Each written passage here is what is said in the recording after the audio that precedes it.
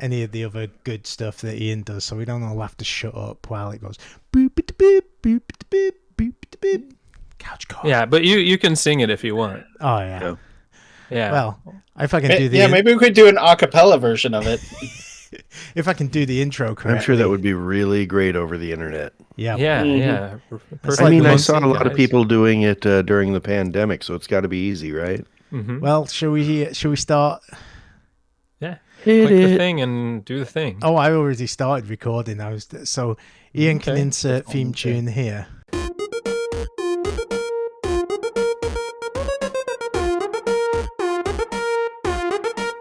Couch co-op.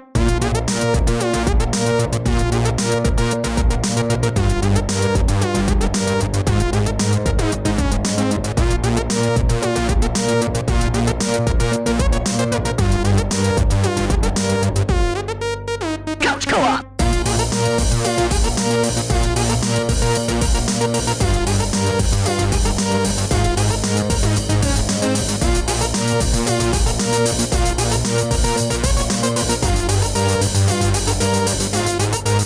Couch co-op. Welcome to the Couch Co-op, the greatest video game podcast in the world. I'm your host, Ian Milkman Southworth, and these are the guys, Jason, Jared, Hey. Nick, Hello. and my son, Dave? son of Milkman.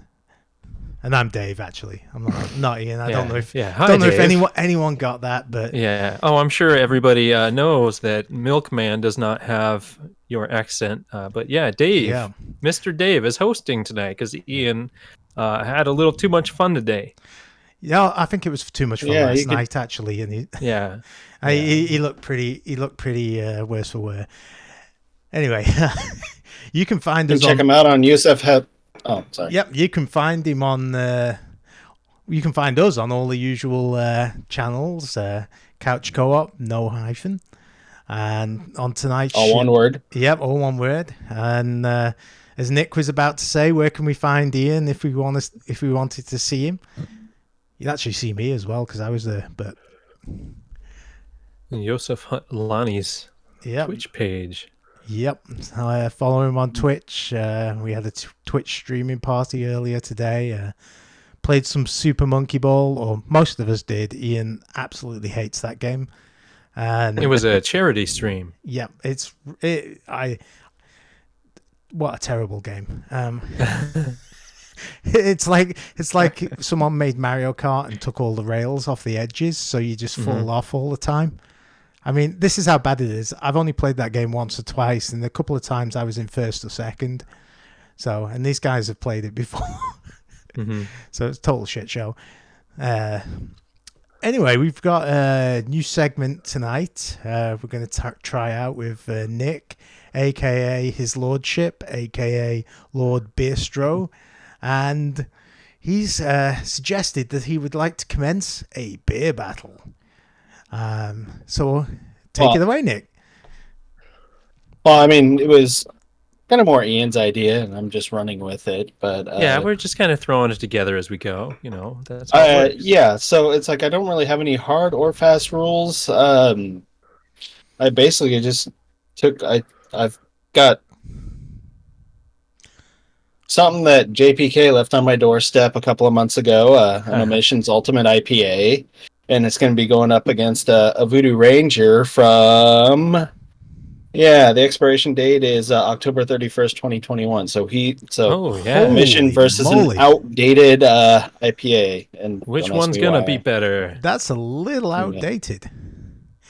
So Yes. I'm guessing which- you're going to crack him. And Are you doing it Stone Cold Steve Austin style, where you just Yep. bash them together and? Well, no, because we're supposed to circle back to this later in the episode, not in 30 seconds. Yeah. so Oh, hell yeah. are you going to have them open both at the same time and be taking like sips from each, or are you going to drink one and then drink the other? See, I think I'm going to... So I brought this bottle of water with me to kind of cleanse the palate. So I was going to do one, drink one, then drink the other. I'm for this See where idea. it goes. Yes. Nice. Yeah. You Well, know, then Cheetos we- are a great palate cleanser. Ooh. What are? Cheetos. Cheetos is Cheetos. just great Valid. in general. Highly So. underrated. Any Just don't touch your particular keyboard. type of Cheetos, because I've Use noticed that chopsticks. they've got. I've just noticed recently in grocery stores here, they've got actually like cheese ball Cheetos, like in kind of like a Pringles can, Nice. which Yeah. I want to actually try, but at $4, it kind of. That's some I don't know if I expensive want to try Cheetos. them that. Yeah. Yeah, I don't know if I want to try them that bad. But Expensive to the show, Nick. Yeah. right, yeah. Ian will pay Actually, for it. They don't have Cheetos here, and I found I hadn't had any in like 7 years, and then I came across a wow. place where they had imported them in a very small quantity, and I paid €8 for one of the small Wow. bags, Oh, just like, because yeah, I a haven't had personal size Cheetos in bag. a really, really long time. Yeah. Jeez. And they were glorious. It was worth every euro. Wow. Well, anyway, so this week it looks like, I don't know if you guys played it, but the Street Fighter 6 demo came out on PlayStation 4, PlayStation 5. So my first thoughts on this were, it took me about 2 or 3 minutes to actually find the demo to download. The PlayStation Store is kind of a mess. Well, yeah, you have to select the edition, and then you have to find it through there. But you can't just search for demo. Yeah, I searched for demo, nothing came up, and then I searched for Street Space Demo, thinking that's going to pull up the demo. Didn't find it there, and then I went in. I found Street Fighter 6 that I could buy. I clicked on it, and then it didn't. It showed, you could buy the deluxe edition, all the rest of it. I had to go over to the 3 ellipses, click on that, and then go down to find that there was a demo of the game. Yeah. So, it kind of defeats the point of a demo. I mean, if I don't know the demos, I even knew the demo was there for this game, and I'm looking for it, and I can't find it. They had an ad for it in like the dashboard, and you click on that, and it takes you to the store page, and you still have to like, where's the demo? And you have to click on the 3 dots or like select version to go download it instead of like, here's the demo. Most people would give up at this point. Yeah, it's just as bad for like any beta. Finding it. Weird. So I don't know if I had a hard time too. And especially just fine for me. John's just smarter than us guys. Yeah, he's smarter than the average. I mean, I guess I had a certain expectation because going back a couple episodes where we suggested games for each other, I was actually going through my list, and I was I went and bought Metro Exodus for $6, which is available until 26th. Anyway, looking through, just like typing in Metro, it demos, add-on levels, and so on and so forth. Easy to find. Was this on your 4 or on your 5? It was on the 5. Oh.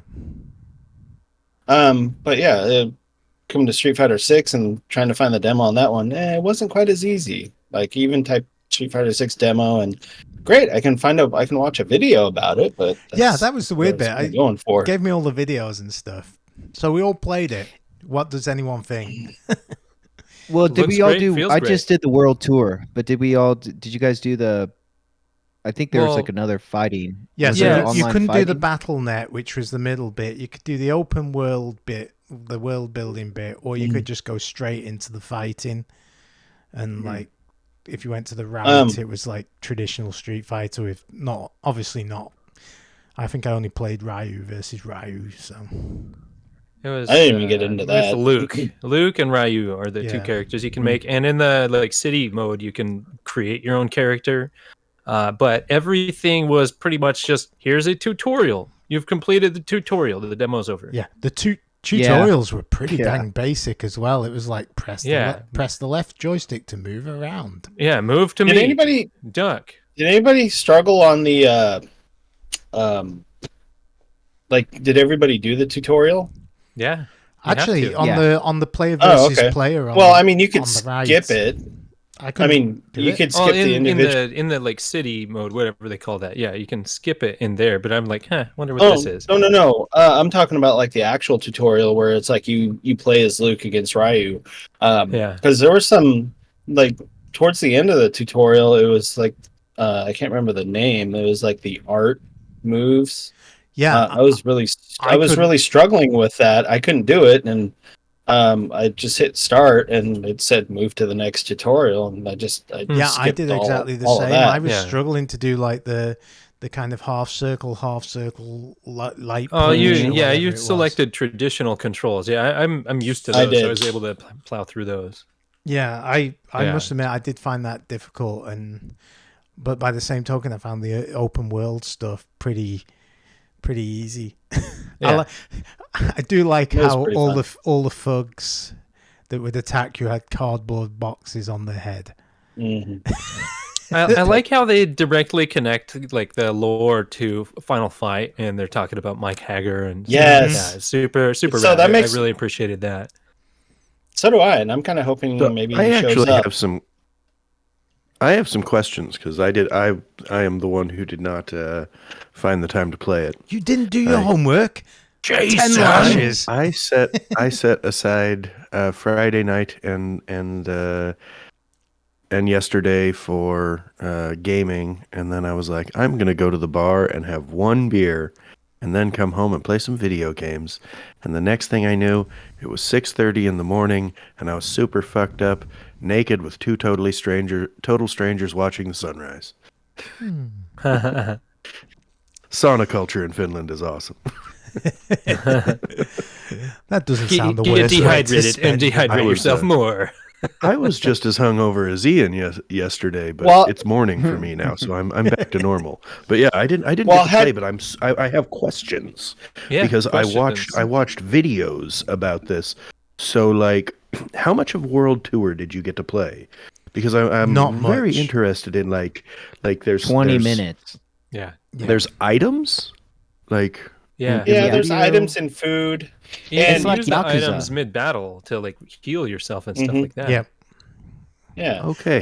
And did it allow you the trailer? And you that can I was also watching fight was showing strangers that too. There's different that there's different control setups so that you can have your special moves just one button. Yeah. That's modern controls is what they call them.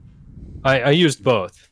Modern, of course, is a lot easier and much easier. I used to the modern remember on the World Tour, and then the classic Yeah. on the like actual traditional Street Fighter, for want of a better I'm description. more of a modern fighter these days. Yeah, so I'd have to say. I'm a pleb, so I'm a modern guy too. I went classic just so because that's you what all I was used familiar with.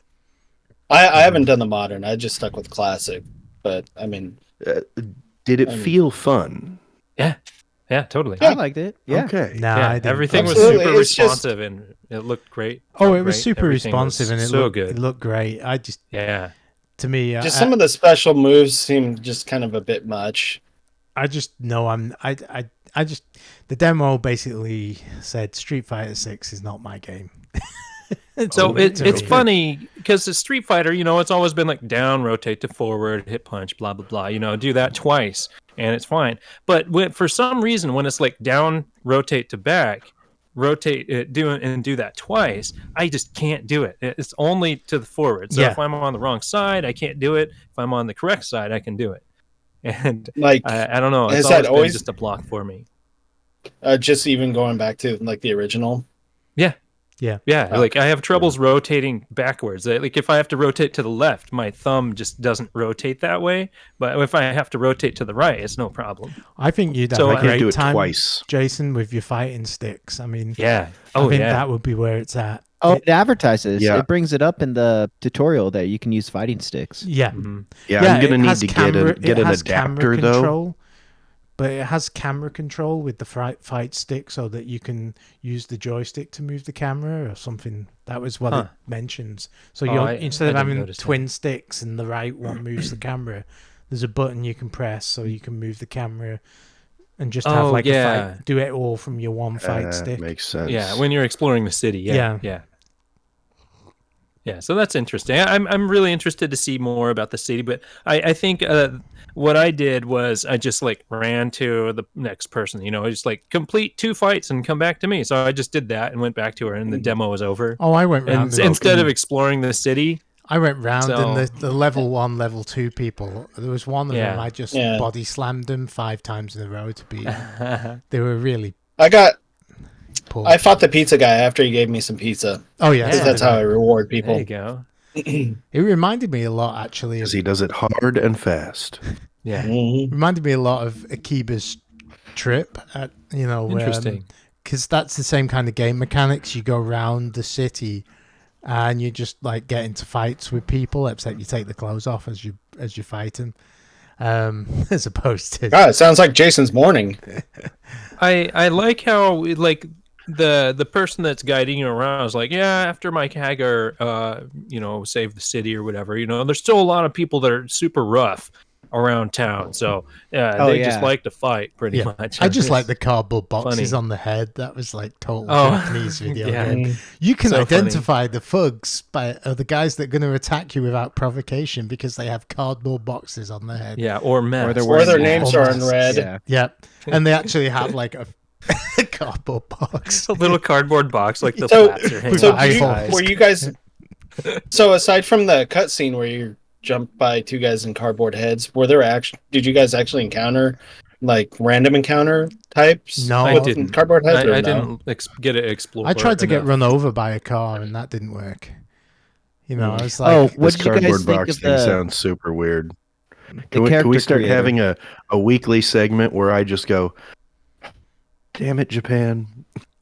End of segment. All the characters were going, oh yeah. All the voice acting has the first 2 or 3 words, and then the rest of it is just text.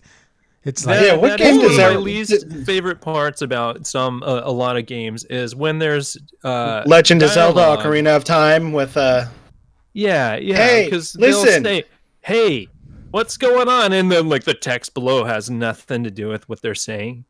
Yep. It's super annoying. So they kind of failed at that. Some of it's fully voice acted. I kind of wish they spent the time to have it voice acted like that. But they spend all their money on commentators. Did you turn the commentation on when you were fighting? No, I didn't realize. Yeah, they have commentators, and there's a lot of different ones you can select in the final game. And it works really well. No, more like famous streamers and stuff like that. I really liked it when I first fired up the game and it said Street Fighter on the TV, but it also came out of the speaker on the controller because it really had that kind of reverberation that you got in the old arcades. It just sounded like bigger and fuller. It was kind of cool. Yeah, it's awesome. I think this game's going to hit real hard, and it's going to hit right. It's already got the right. Did anyone find the black bikini option though for the choose a character? Because without that, Ian of our team is not going to be. Yeah, if Ian's not happy with the female character creator, he'll just completely down the game and be against it. But speaking of character creator, the character creator was. Yeah, I like the character creator. Yeah, it's fun. I was trying to throw it to John because it seemed like you wanted to bring it up a second ago. Yeah, but you can make as much of an amorphous blob as you want. With the character you can go creator. big. Yeah. I didn't really get into it, but I really like the idea that the way you actually build your character actually will affect how it fights. Yeah, arm you length. could steal the moves from other characters as well once you've beaten them. I thought that looked interesting. The demo should have been longer. I mean, it's just 20 minutes, and even the Times Square map it gives you to kind of roam around in. I mean, I thought I would at least get to Chun-Li and mess around in Chinatown before the demo would end. Yeah, fight a character that you recognized. I know what you mean. Yeah, I didn't see any of that. Yeah, but I mean, it's a good game. It's not something I'm going to buy. It made me realize I just don't have the patience for Street Fighter anymore. Yeah, it might be a sale game or a plus game when it comes out. Yeah, I've never been one to buy a fighting game at full price. I never have. It's not like my big favorite genre or anything like that. So I usually wait for it to come down. But I do like to purchase a fighter every once in a while. It's been quite a while. I think the last one I bought was Dragon Ball Fighter Z or Fighters, whatever they call that. Fighters. I bought it for like $6. you know. So I'm not like a heavy spender on fighters, but I do love to play them when I have them. Like I keep saying I'm going to buy Tekken 7, and it's been on sale for like $8. I'm like, I don't know. There's another game I could buy for $8. Yeah, but I'm going to keep browsing. You know, so I like fighters, but I'm terrible at them. And then there's like, oh, but you can play online. I'm like, nah, no So, thanks. should we rate it like a beer? Thumbs up, middle, thumbs down? Oh, yeah. Yeah. What did everyone think of those that played it? I have high hopes for it. I'm giving it a thumbs up so far. I'm going to give it a thumbs up. It's not the game for me, but it definitely looked like it was doing something new with the Street Fighter-iness. So yeah, maybe Nick try modern controls because I'm just tired of like rotating stuff. I've been playing fighters that you can just use one button specials, just change the direction you're pushing when you hit that button, and it does most of the things that you can do with all the rotations of the joystick. The rotations would be great with fighting games on a fighting stick. But beyond that, I don't know. I'm just kind of tired of that. If you haven't played it, check it out. You just got to find the Street Fighter 6 download on the PlayStation 4 and then go to the 3 ellipses and look for the demo edition. It's right next to the demo. Just you can do it. You can do it. It's out there. Was the demo just for this weekend? Is it over? I don't know the time frame. I downloaded it just today and played it right before I came on. So. Yeah, I didn't. Mm-hmm. I only downloaded it. I kind of did the same. So okay, cool. Well, we were gonna have Aaron's mobile minute, but Aaron is busy tonight. So so how's that first beer, Nick? Which one? I wonder if he ended up trying out that Mr. Autofire that I suggested. Huh. It sounds like he needed some light entertainment this week, but. Yeah.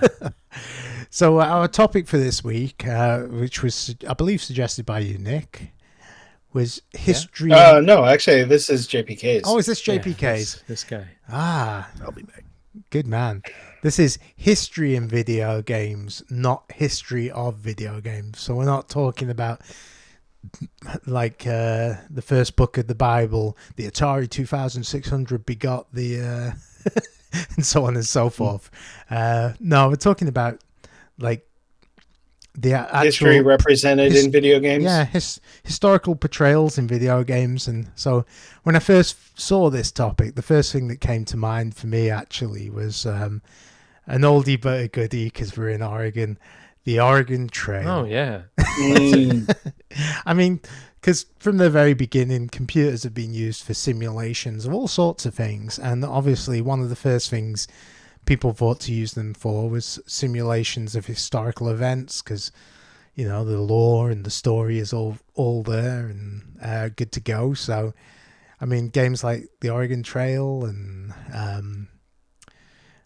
all the various war simulations that have come out over the years. Lots of World War II games. Yeah. So speaking of World War II, did anybody ever play, was the first Battlefield game Battlefield 1942? Oh, I don't know. I don't think it was. I think so. I think the first Battlefield game was a World War II game. Yeah. Yeah, because I mean, maybe I got the year wrong, but I mean, I think it was the first Battlefield game was a World War II game. Yeah, because I remember the. I didn't play it. On this topic, was it the first Call of Duty where you were storming the beaches at Normandy? No, that was Medal of Honor. That was Medal of Honor, yeah. That was the other series, and then Call of Duty kind of took the Medal of Honor formula and refined it some more. I remember. But I like in those games how it's like, we interviewed, the people from this troop, and we made their story come to life. And all that, like a band of brothers. Mm-hmm. So there's hundreds of stories out there, and some of them are repeated over and over and over and over. But there's a lot of original ones that come from other people, and it's interesting that way. So, I mean, what's some of your favorite historical games? Because I was thinking one of mine. I remember back in the early 2000s, I used to play religiously was Shogun Total War, because I always loved the mechanics of that and how you could use the cavalry to get back round the back of the infantry, and the way it simulated like a large scale battlefield.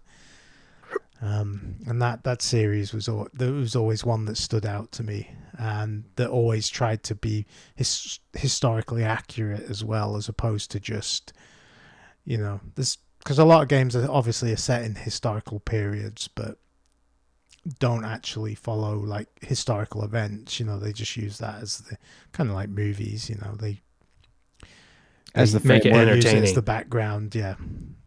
But I think Leonardo da Vinci was not actually part of a resistance movement to fight aliens.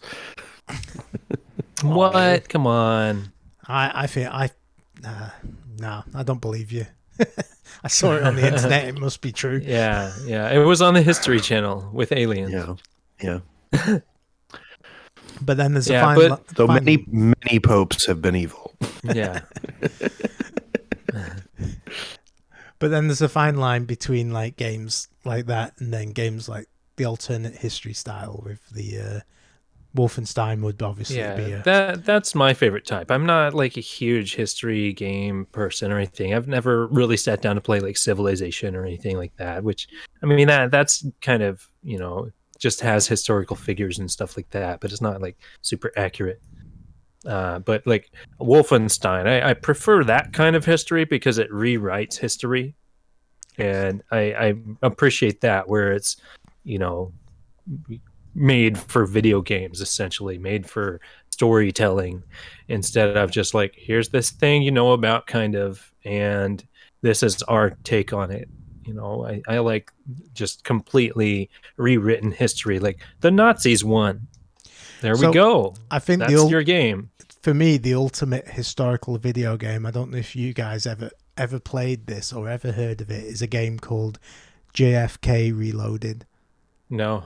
The whole aim of the game is you are Lee Harvey Oswald, and you. Oh, jeez.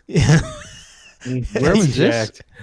Must be on Steam. Or was this PC? Or this was this was on the PC in 2004. It had to be PC. Really? Yep. You control Lee Harvey Oswald. Tagline: "Be the first man to own the libs." Dang, but yeah, you basically set it up and you take the infamous shot, and you can watch it from you can watch it from the grassy knoll, and then you can also watch there's a Zapruder, is it? The guy that shot it on the 8mm. Zapruder? Yeah, that's the one. But yes, that's that. I mean, talk about making a historical video game and trying to make it. I love that. It's called JFK Reloaded. That's just insensitive enough. A historic game I wish they would make? Abraham Lincoln Vampire Hunter.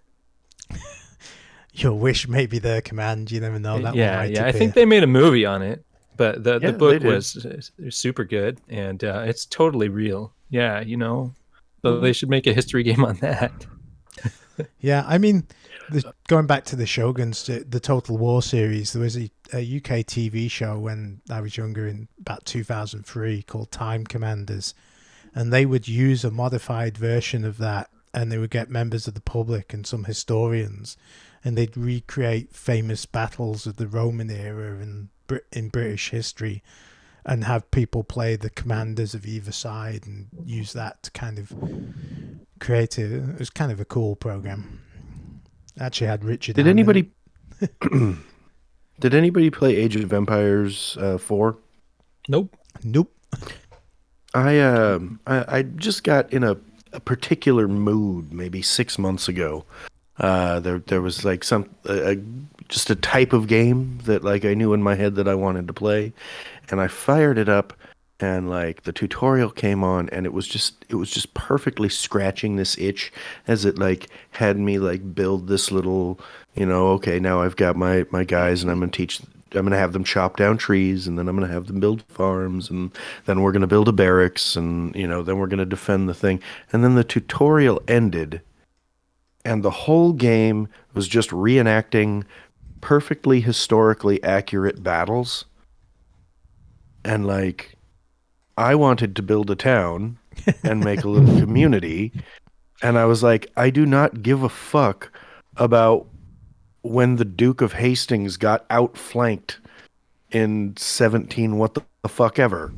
Like, you wanted like SimCity Polish. This is not what I wanted.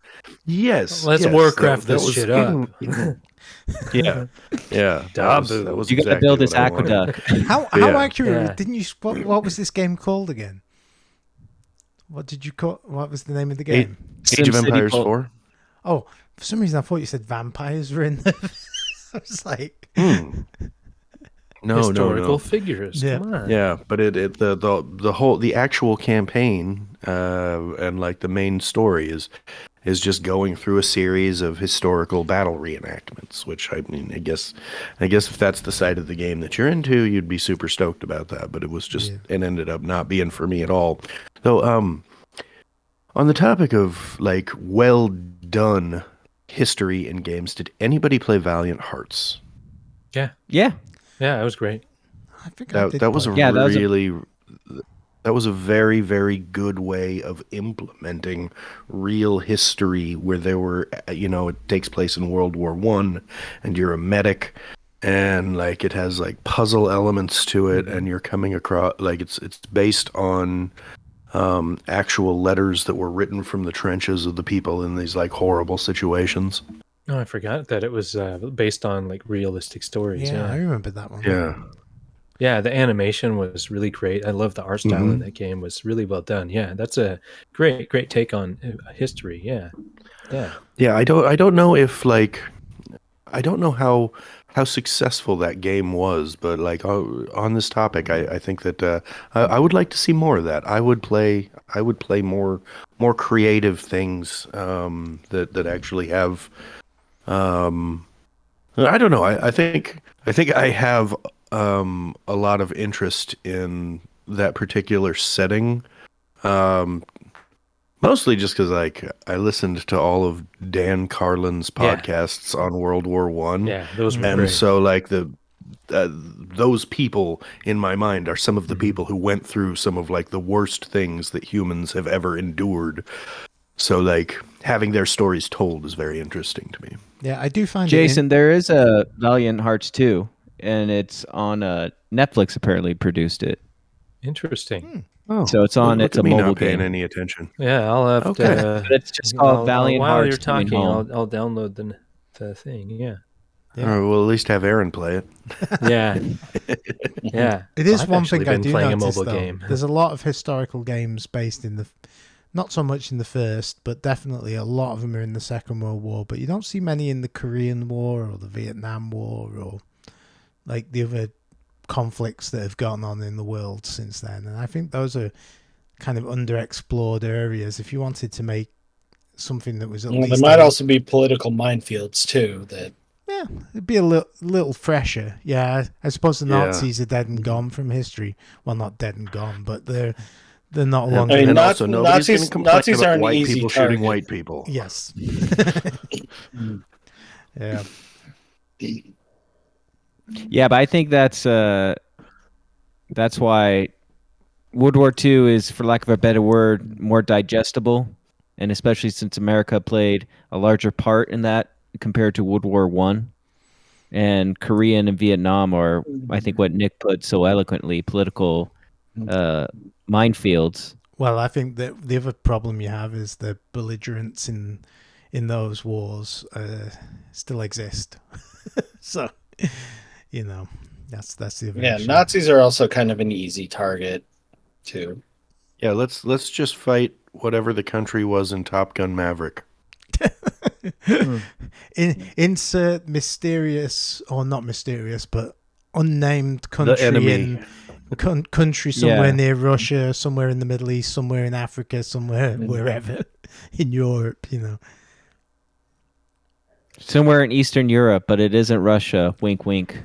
But I mean, I always like Civilization, which obviously isn't a historical game in that respect, but it does, how the technology and the world develops as you go on and you go through the different, the Stone Age and the Bronze Age and stuff. That's kind of cool. I always like those kind of games because I enjoy games that aren't just straightforward first person shooters. That just happen to be set in a particular world. I thought one that I really enjoyed actually was L.A. Noire. I really kind of yeah. I enjoyed the recreation of 1940s L.A. It's kind of just recognizable enough, but it was kind of different, and I thought they did a really good job of kind of capturing what I imagine it might have been like. I did like driving around that game. Yeah. And driving mechanics weren't the best, but I guess while talking about like history like that, like just recently playing the latest Gran Turismo game 7, they actually, if you read the information in there, they're like crazy deep on the history of most of these auto manufacturers and cars, who's behind them, who designed them, goes all the way back in the history of cars. Like just the intro to the game is just wild. And every time you get a car, you can go to the cafe and talk to like the original designers and what inspired them, and it goes back way back into like car history. Wow. And it's really interesting. Wow. How long are those segments? Or are they just like they're quick, less than 5 minutes? Yeah, I mean they're not made to like make people fall asleep. I mean they're just quick snippets from like real designers. They actually recorded their audio clips from like the designer of specific cars and what inspired them. And like the intro, like most Gran Turismo games, if you've ever played a Gran Turismo, like the intro shows like this is the iron going into the fire, this is what makes cars, and it goes through the making of the cars. And this one will show like a lot of the history of the cars and like people standing next to the original Ford cars and stuff like that. It's really, really cool history piece on the auto industry, and it's really, really interesting. And I find myself spending more time in the menus listening to and reading about the history of the makers and the brands of cars, and it's really, really interesting. Do you guys ever pay attention, like in Kingdom Come, they have a whole menu full of excerpts about different what it was like to live in the time of 1403 in Czechoslovakia. But I find myself that I have to be kind of in a special mood in order to read all that additional information. Dark history. Yeah. But do you guys like reading those excerpts, or do you have to be kind of in the mood to go through and read those excerpts when you're playing the game? The best way companies do it is if it's in shorter snippets. If they're picking like one specific storyline and you read it in small chunks throughout the game versus like just a quick example. It's not real history or anything. Like it's just like novels written in Skyrim. Some of them are like 10, 15 pages long, and there's like 9 books that are all connected. So they're like hundreds of pages in books inside of some of these games. But like realistic stuff, it's cool to read. I'll read the first couple of paragraphs and some of the stuff like you're talking about. But if it just gets staring at it like at nighttime, it's crazy. You're reading like a book, staring at the screen, and then all of a sudden the screen fades to black, and all you can see is lines from when you were reading. It just like burns into your eyes, and I don't like that. It needs to be short and sweet, and it can have multiple parts spread, and it's fine. But I can't sit there and read. Like I can't even play like visual novels and stuff like that because they're just read fall asleep halfway through the dialogue. Oh man. Do you feel there's certain parts of history, I know Dave spoke about the Korean and Vietnam War, but are there certain parts of history that you wish there were more games on, and that you have more interest in? I mean, I think we can agree that there's enough video games about World War II There's enough video games about, it's really easy to make. I feel like when they make video games about the wars, that's kind of a lot easier than making video games about other periods in history when there's not necessarily a war going on. you know. So the one thing that's always I've heard several pieces about like the most famous pirate or the most rich or wealthy whatever pirate in the world. It was like some Chinese woman or something like that. But there's no movies based on her. And you really have to dive deep into stuff like that. And I think it would be cool to have a historic game on someone like her. Mm-hmm. Because nobody knows about it, but you hear about it every once in a while.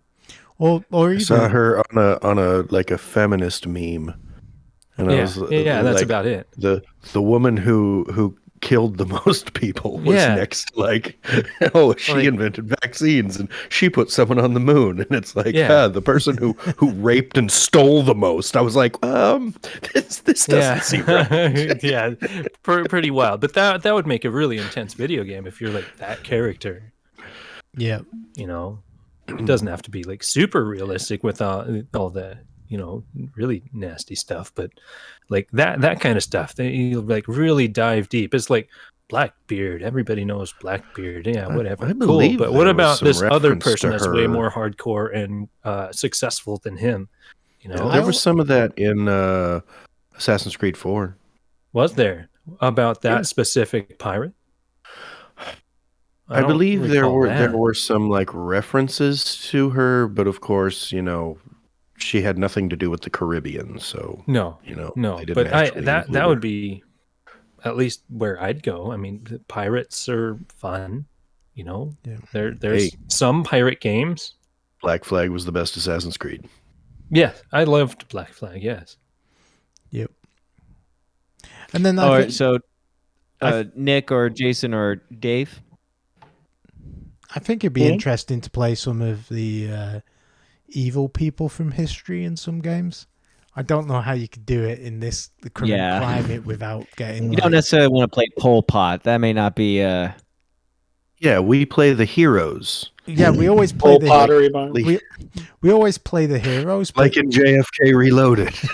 Yeah. I mean, it could be the alternate version of the history where, it's like building up, and instead of them dying or being arrested or whatever, they succeed. Or you could play the game that I was thinking of, North versus South, where you can play the South and the South will rise again. Yeah. That was an NES game, wasn't it?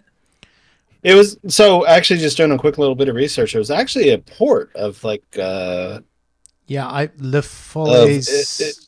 It's a French game, isn't it? I want to say. Belgium. Belgium. Or Belgian. Huh. But those folks. Yeah. Yeah. Motherfuckers. No, but I mean that was kind of a fun little game. You actually got to choose which year you get to start in too, it kind of that's always depending an on the year that you mechanic, started, kind of it depended on how the map started, but I don't know, something like that. I mean, has anybody played Age of Empires? Somebody brought it up earlier, right? I brought it up, but I never sat down and played anything like that because it's just never been. Super Jason interesting was playing Age of Empires 4, I think. I've actually played all of them, I think. But all the Age of Empire games? I have never finished one. Yeah. I have picked all of them up and messed around with them for a few hours and been like, that was fun. I'm done. Yeah. The most exciting part of the game for Jason was peacetime, and then he keeps getting drafted into these large scale battles.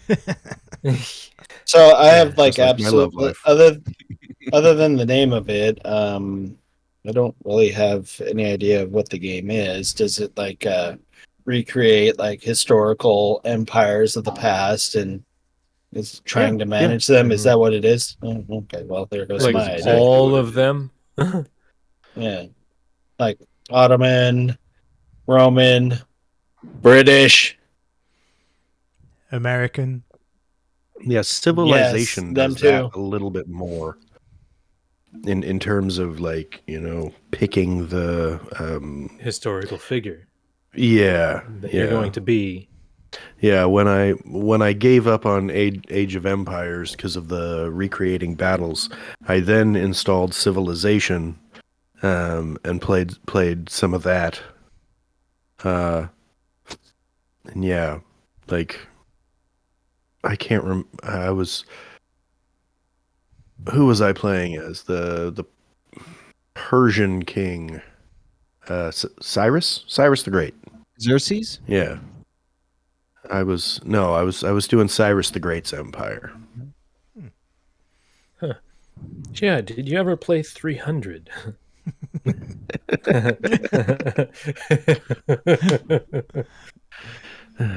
Man. Yeah.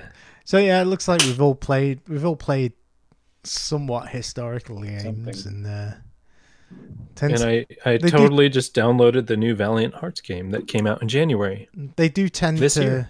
Valiant Hearts is a kind of a nice example of one that isn't a first-person shooter or some kind of like simulation stroke kind of battle command and real-time strategy type game. It seems like they're few and far between that don't fall into those two categories. So,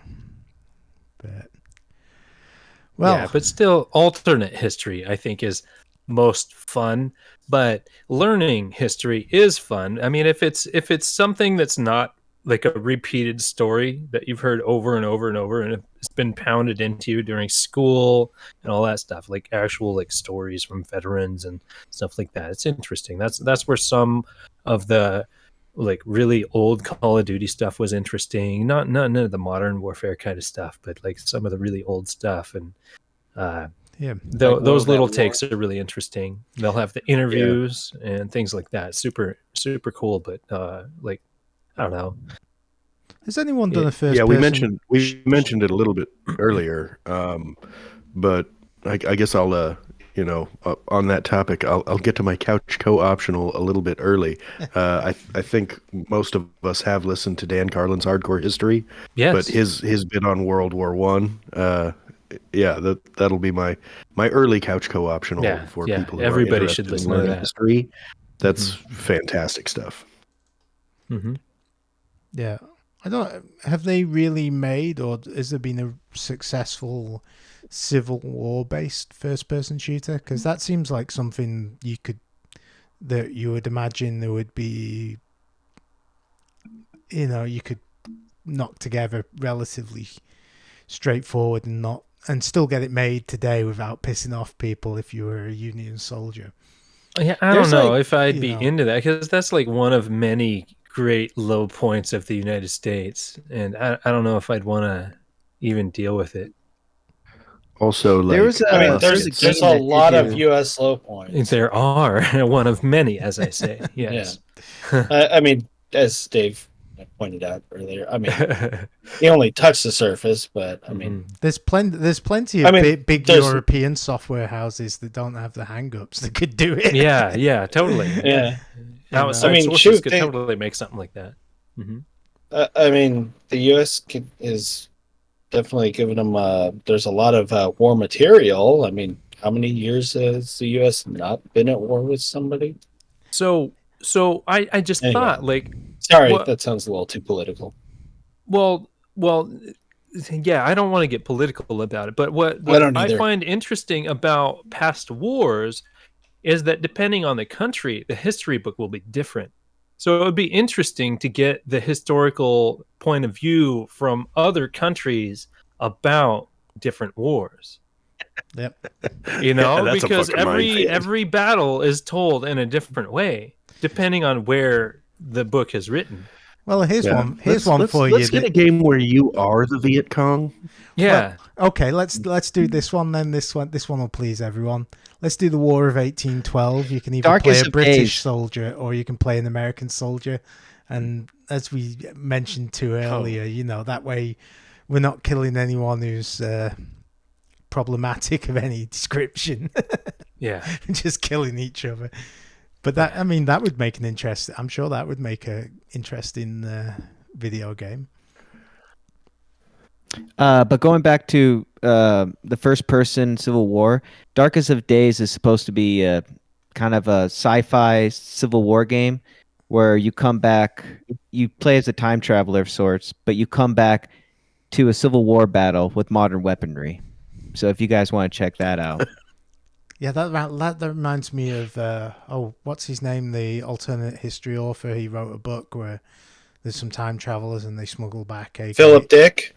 No, AK. Oh no, wait, no, 47s. Sorry, I'm thinking Harry Turtledove, and I can't remember what the book's called right now. But that's a really good alternate history book if you want. What's it called? Harry Turtledove. Harry Turtledove. He writes. Okay, he does take a look. If you like alternate history, he does some great books and or if you want to watch a movie, I believe it's Final Countdown. Do I have that name correct? It's also a time travel movie where kind of, I think it's an 80s or 90s movie where like a modern day aircraft carrier goes back in time into World War II. Oh, I've seen that one, yeah. But yeah, the Guns of the South is one of his early ones. He wrote tons of them. There's like ones where the Koreans won the North Koreans won the Korean War, and the Nazis went to a truce. Yeah, the Guns of the South. If you like alternate history, that's a good book. Yeah, I like alternate history. And in fact, most of his books are really, really good. Cool. There's a bunch of series. I've lost track of like how many different series he has that you'd have to look. He's quite prolific. Okay. But some of them are actually based in like medieval history as well, like Byzantine history, not like just modern or more modern wars. But anyway, I think we've done this topic to death. So hey, it's been good. I mean, we were questioning even doing it tonight because we just weren't really quite sure, but we've been loaded. Yeah, we didn't have everybody's had something to add. Yeah, we've been reloaded. Yeah. Well, anyway, the real battle of the ages.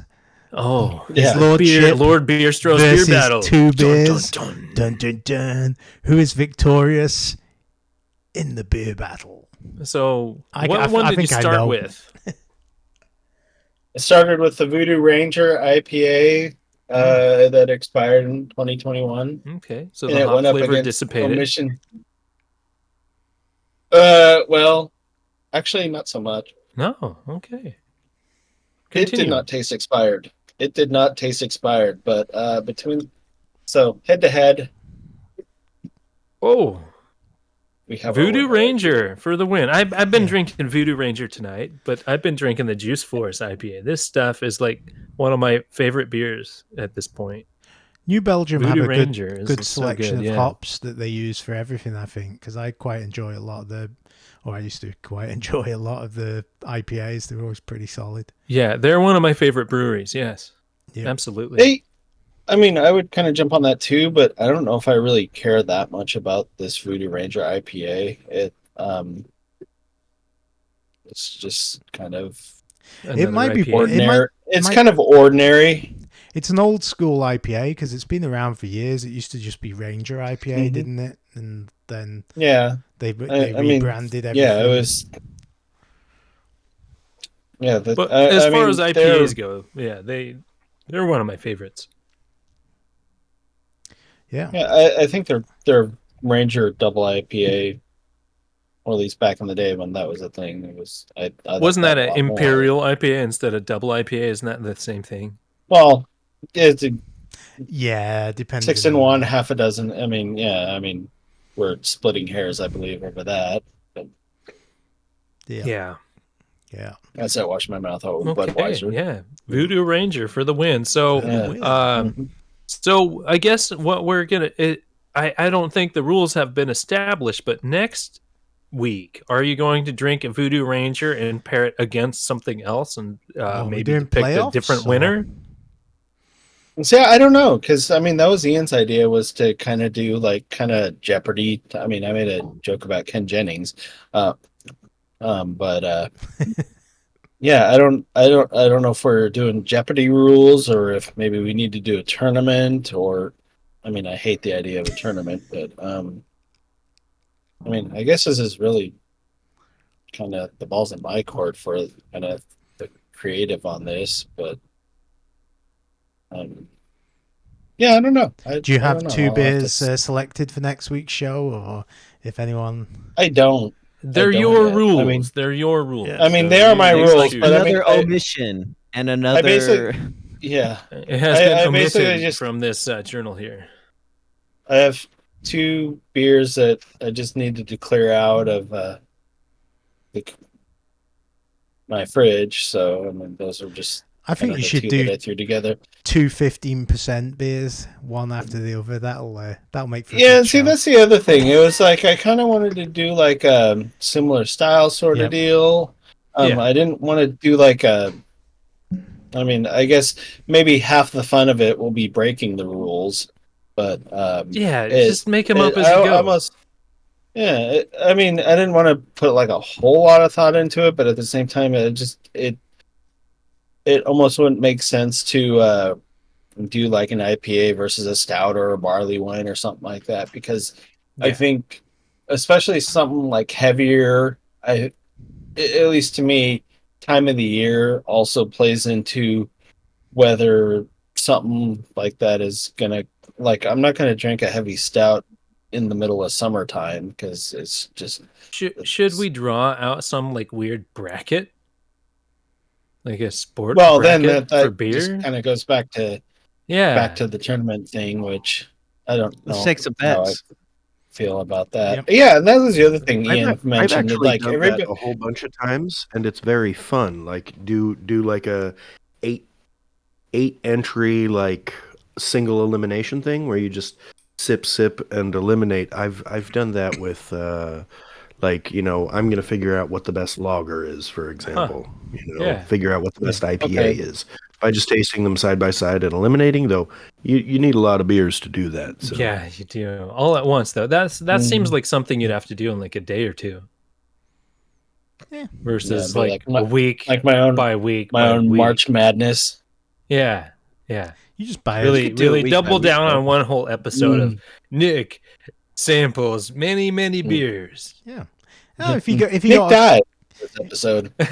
If you got like, I don't know, 8 6-packs of beer, that would give him enough to do start with 8 and play them off against each other each week. That could be one of those great episodes where we see him passing out in his chair.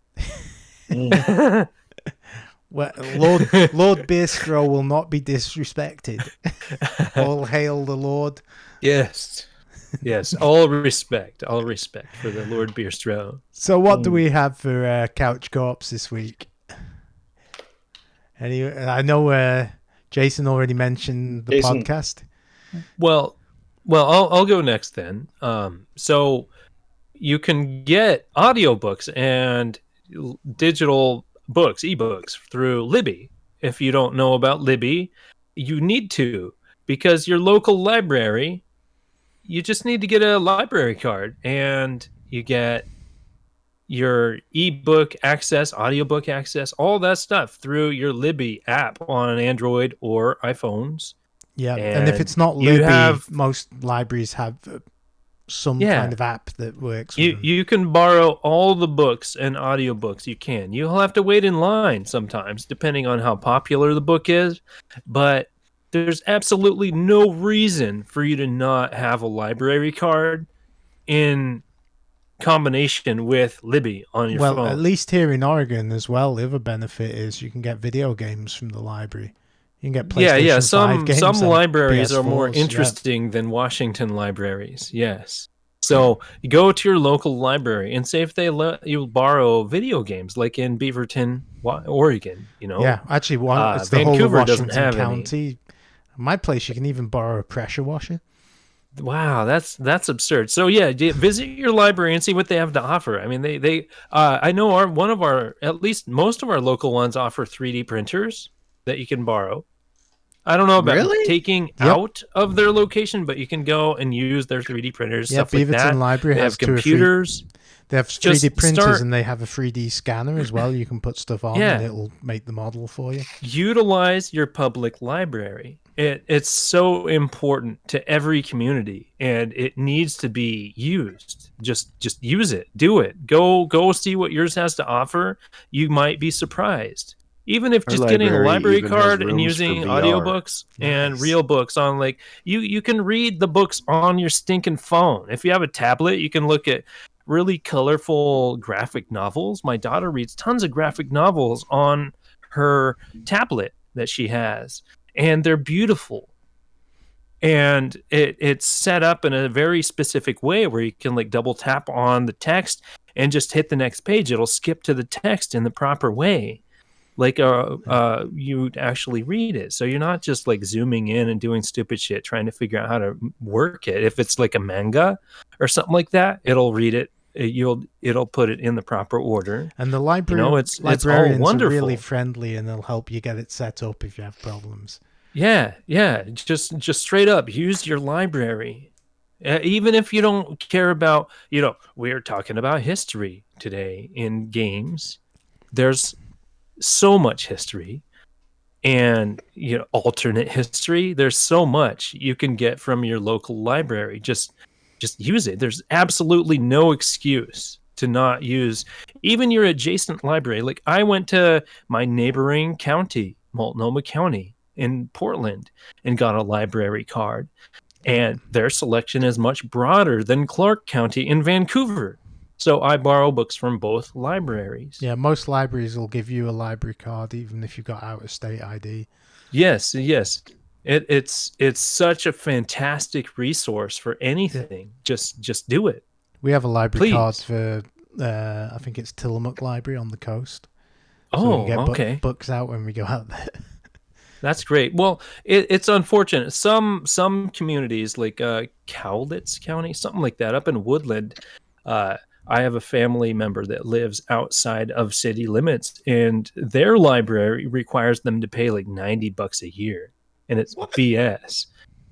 I don't understand that, but it's a thing. Mm-hmm. So just use your local library and figure it out. I've never heard of a library charging, but apparently Woodland, Washington is abusive towards their out of neighborhood community. So just figure it out, please. Who's next? Use your library. Nick, JPK. Nick, what do you have to add to this? So there's a couple weeks left. Weather's getting better too, but the Wooden Shoe Tulip Farm is doing their tulip festival right now. They actually started a couple weeks ago, but there's still a couple weeks left. I think the weather's supposed to be pretty good this weekend. Great time to go check it out. Got flowers and junk there too. I think there's a tulip farm in Woodland as well. Nice. Well, they can go fuck themselves because they charge people for their library. Yeah, the library. So, they're building a new one, so hopefully that changes. Yeah, well, until they do, suck a dick. Yeah, all of them. Ian wasn't here to say that, so I'm filling in for him on that. Filling what in? Yeah, Mulan. Because someone needs to say suck a dick at some point in the episode. Suck a bag of dicks. No, but anyway, Wooden Shoe Tulip Farm. I always have a lot of fun when I go. We normally get the season pass so that we can actually go in early and actually see the sunrise at least once a year. And then there's some DLC too with the season pass. Yes. Tulip DLC. Yeah, the tulip monster at the end of the season. Yeah, it's quite the battle. Yeah, you gotta be careful. But no, the sunrise is amazing. You see like a bunch of photographers there. We just like to go and bring our dog to take pictures, but also just kind of going around during the day, just like checking out. Like Wooden Shoe also makes their own wine too, and it's actually pretty decent as well. Pretty decent. Yeah, I mean it's not bad. Is it's it like, a known I like brand? It. What company? Well, it's just Wooden Shoe. Wooden Shoe. Wooden Shoe. Like drink what? It. Like Dutch. Yeah. Like what? Yeah, like a clog. A Dutch wooden shoe, a clog. Yeah. Well, like that. Well, no, that's. Are they like Dutch family? Yeah. Okay. I don't No, I mean they do have like actual wooden shoes and a wood mill or a windmill that you can take a picture in front of. So maybe there's some Dutch. The family who runs its last name is Iverson. It makes me think of the name of the woodland one. It's like I don't know where the hell this name is. Like Hulda Kleger. Like where is that from? Is that Dutch? Yeah, are there clogs there? I can honestly tell you, I haven't done that much homework into it. We just go every year, take pictures, and maybe we'll come back later in the day and just kind of. They also sell their own CBD. I think they do CBD as well. CBD oil. They have their own like refinery there as well. So they're pretty diverse. It's not just all tulips over there. Okay. Well, the Dutch were known for tulips because, like, I know back in the day you got tulips from Amsterdam. That was where they came from. Oh, I didn't know that. And there was that was one of the first bubbles as well. Was tulips. There was a craze in the 1600s, I think it was. That's right. There was a tulip bubble where basically economic bubble. Yeah, an economic bubble. People bought tulips because they were worth something, and because they were worth something, people bought tulips, and it just went on until someone was left holding the bag. That's some good history. Tulip mania, I believe it was. Kind of like Beatlemania. That's actually the proper title is Tulip Mania. I don't know if it's the proper title, but that's what people call it. Yeah. Yeah. Huh. Interesting. There's been plenty of books written about it, but yeah. You can find it at Libby. But yeah, the tulips used to come from Amsterdam and the Netherlands. That's just where they used to grow them. Interesting. I mean, you can grow them elsewhere, but that was Oregon shares a similar climate with. Hence why. There's tulips growing in my front yard right now. Wait, so can they only be called tulips if they're from Amsterdam, and if they're grown elsewhere, they can be? They have to be called something else. Four lips? I don't believe so. I don't know. That's a sparkling rose. Yep. Yeah. Yeah. Unlike the champagne of beers that needs to be destroyed. Oh yeah, that was sad. an interesting news article. Yeah. Someone imported a bunch of Miller High Life to I think Germany, and it went to Champagne. It went through Belgium. Somewhere. It went through the airport at Belgium or whatever, and they did an inspection, and because it said the champagne of beers on it, they crushed it because nothing's allowed to be called champagne except unless it's from the Champagne region. Because parody is not protected speech there. Mm-hmm. So, yeah. Well, I can't remember the technical term for it, but it's like, in Europe, there's protected food groups.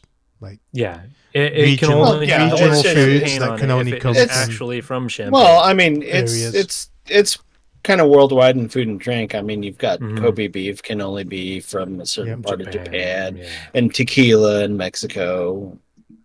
Yeah, to some degree. There's yeah. Well, what do so JPK? What would you like to share with the couch community? Oh, we could make a game, JPK Reloaded, where you have to assassinate JPK. Yeah. Or it wouldn't be a historically based game. Or the father of the son of Milkman. Why are we killing him? I don't know.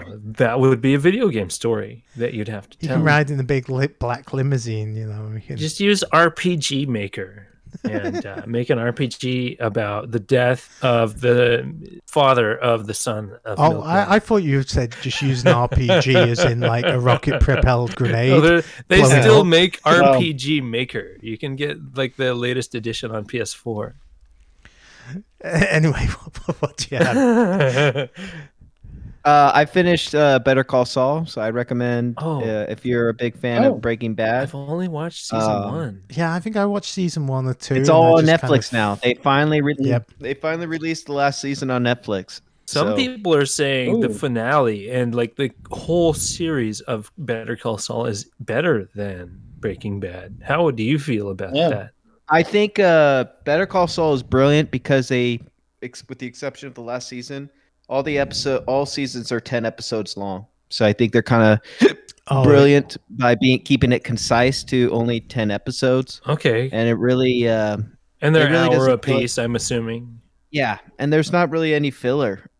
I mean, okay. Not to say. I mean, there were some Breaking episodes of Bad Breaking was Bad. all back to back to back to back. It's like no breaks. It's crazy. Well, Saul is like that too. Okay, but I think I got to get back into that. Yeah. And the other cool thing is, a lot of the actors are from the original Breaking Bad, and of course they've aged, but they just don't care. You know, even whatever. Yeah, screw that. Any continuity issues or no? Not that I notice. I mean, I think it's kind of. I mean, aside from the aging part, but Saul as a character doesn't make sense when you compare him from Better Call Saul to Breaking Bad until probably the last season. That guy's such a great actor. Yeah. He's so good. I don't even know the dude's name, but I love Bob Odenkirk. Yeah. Has he done anything else? I have to. Has he ever been anything else? Really? He did a comedy show with David. Okay. Is that the action movie that he did? Yeah, he Mr. Nobody, made an action movie Nobody called Nobody. That's sort of it's kind of John Wicky, but the crazy thing is that he is a comedian. Like I believe he was the head writer for SNL back in the he was a writer like for Adam a long Sandler time. days. Okay, man, this guy like is super way talented. Way back in the day. But yeah, him and David Cross had Mr. Show, which was an HBO sketch show. That's a fun show to watch too. Really classic stuff. He's got a very, very weird, I believe it's called Made in Argyle. It's an Audible original podcast with like just a murderer's row of comedians, and it's one of the most ridiculous, silly things that you will ever consume. Like, okay, that's awesome. What you're saying, John, is that I need to consume more content from the dude that is Saul. Yes. Yeah. No, it's great. Okay. I think it's really smart. And the great thing about Vince Gilligan is he's surrounded by experienced writers. So if you pay attention, they set stuff up and there's a payoff for everything. So you just appreciate the show even more because it's actually well thought out instead of, let's go back to Willow. Oh, that only lasted a season. Oh, well. So Ian was huge on Willow, and he was super disappointed that season 2, it was not ever going to be in the cards. It got canceled so quick, and there was so much love behind it. It's just not a cheap cash in. I feel like with what Disney's doing with all their cheap cash-ins of different series. I mean, Saul, not only do they come back to the world of Breaking Bad, but they expand it and make it even more rich. Yeah, and I'm excited to see what that team does. Not to mention somebody brought up SNL, but Michael McKean is also in there too. In Saul's what? Brother. Better Call Saul. Okay. Cool. Yeah, he's great in that too. That's great. So the guy from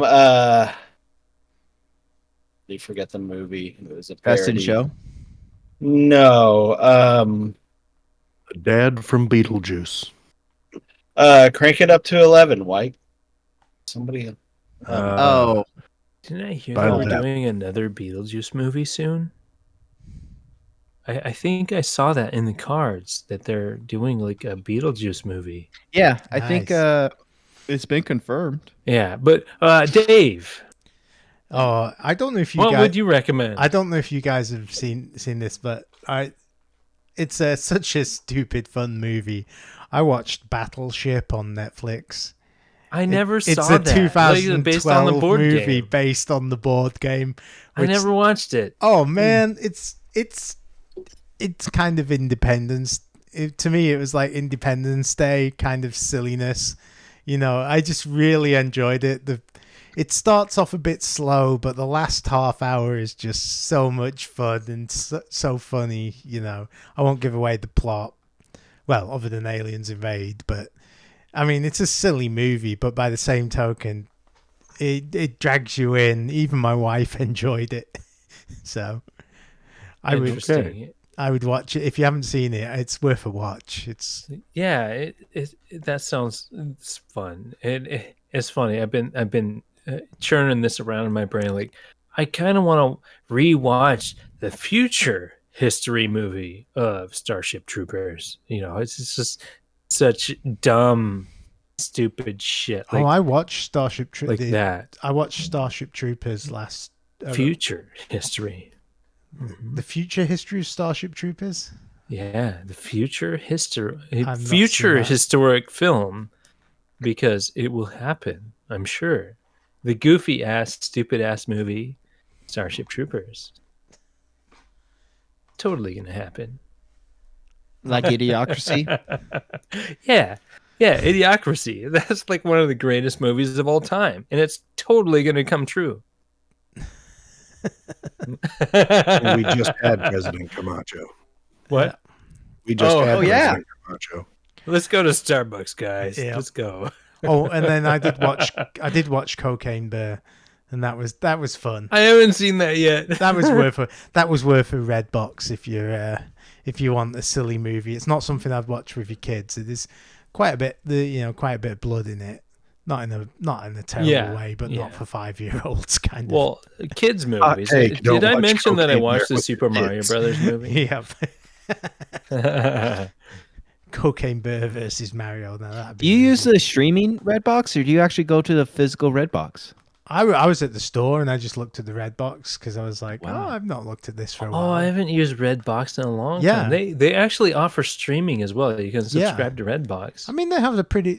I've never even looked at that. It's a really good way to fill in the gaps on your streaming service.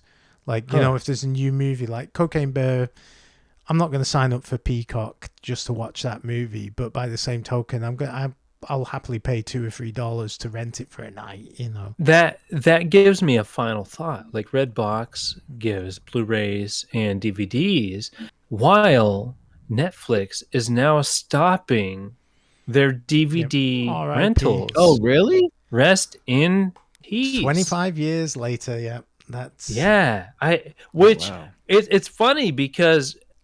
Like, they talk about how long they've been doing it, and I didn't even know they did it until I moved to Albuquerque back in 2006. Yeah, I think we started they'd been doing it way before that. Yeah. Yeah, I remember those wild. 25 years. You'd get them, watch them the same day, and then send them back, and it'd be like 3 or 4 days before you get another one. When I lived in Albuquerque, they had like one right next to where I was at, so I could send one back and get one in like a day. Nice. It was so awesome. Like, I watched so many cool shows. It was so quick because you could only borrow, a couple at a time at that point, and they didn't have streaming yet. But they just kind of started it. I remember when I lived over there back in 2006, 2007 when I had the Wii. You had a Netflix disc. You had to use a disc to use Netflix. I remember that. Yeah. Yeah. Back in the day. And now that is all gone. And I believe there was even a workaround, so you didn't even have to use the disc. But eventually they got that. That was when streaming was first starting, and ever since then, I've had a Netflix subscription. Typical Nintendo. I've given them tons of money. Everyone else you can download an app. Nintendo, you have to get a disc. Yeah, it was funny. In the early stages of Nintendo being backwards. All right, but I think everybody's given their couch co-optionals, Dave. You can finally do blow this closing. Popsicle stand. So thank you for listening, and thank you, Jason. Jason's got to go to work, Nick, guys. We got to stop. And JPK, and obviously thank my beautiful self. Why not? So lovely. Oh, and you can find us on all the usual podcast engines. I know I find mine on. I have Amazon Music Unlimited, and I find the podcast on there. So if I can find it on there, it's probably on everywhere else. I just use Google Podcasts because I didn't feel like doing anything else. And you can see Dave's beauty on Oh, youtube.com/milkmanpictures. Yeah, you can find us on all the usual interwebs with Couch Co-op shows. You can find it on Apple's podcasting app. Woo! Cool. Yep. So leave us a comment, drop us a line, tell us we're all full of shit, whatever. We'll take. Yeah, and tell me to go fuck myself. We're just a bunch of mostly old dudes that love video Where's games the bag and of other dicks? content. Yeah. Yeah. A milkman's son Milkman says, ate "Eat them a all." bag of dicks for Milkman." So enjoy that bag of dicks. And on from that Milkman. on that note, even it's been a good night. Good night from us all. Eat the bag of dicks. Wild stallions.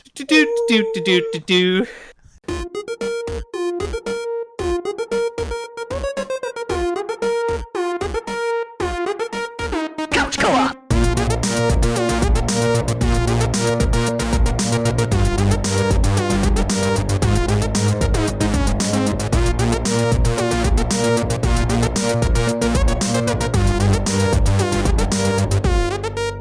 Couch Co-op.